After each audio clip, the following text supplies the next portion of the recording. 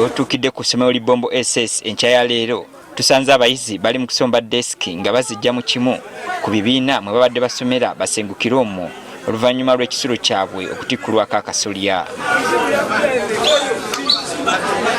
Ne bye basulako okuli emifaliso n'amasuuka tusanze byanikiddwa oluvannyuma lw'okutoba. Omukulu w'essomero lino Haji Musa Lubega atutegeezezza nti enkuba yatandise ku ssaawa nga 9 olunaku lw'eggulo.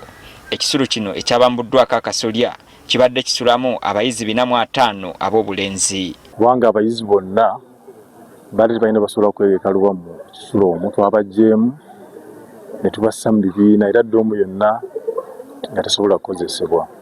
Si kisulo kyokka n'ennyumba z'abasomesa ko ne laboratory nabyo byakoseddwa. Abasomesa nabo obuzibu bwafunye kubanga obusolya bwe butikkuka, abamu balina famire, nabo obuzibu bwabadde bw'amaanyi nnyo okulaba bwe basula.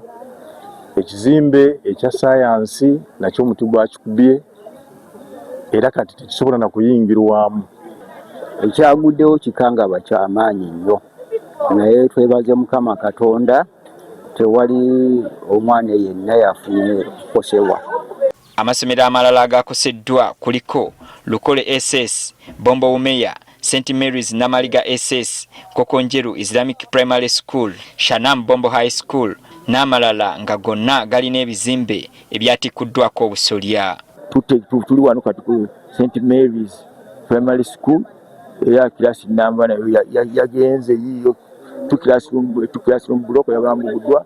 Ate gende Lukole n'akatale kaffe ak'Ebombo genda ne mu bantu mu community amayumba mangi gakosebwa, ekituyambye nti abantu bo tebaafunye bisago.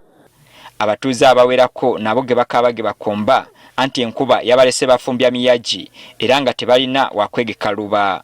Yasoose kibuyaga nga mungi n'atwala ebintu by'abantu, ekyavuddemu enkuba nejja n'etikkula ennyumba zonna ne zigenda. Bizinensi zonna zayonoonese. Enkuba netandika okutonnya ng'erimu omuzira, nagenze okulaba ennyumba evaawo egwa, amabaati amalala gagenze gasitimbulukuseeko gagenze ebweru.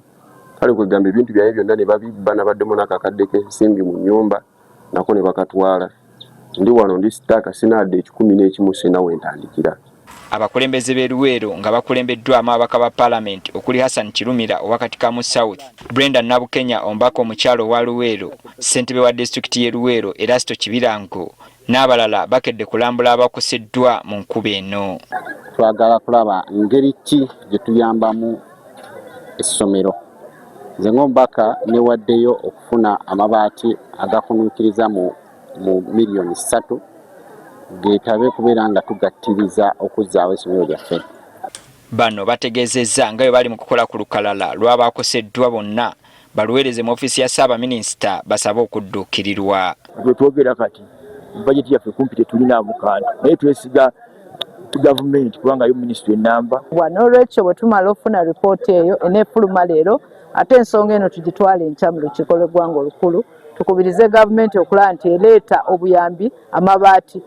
Ng'enkuba bwetandika obutandisi abantu bali mu bweraliikirivu nti ekyayinza okwonoona n'ebintu ebirala bingi.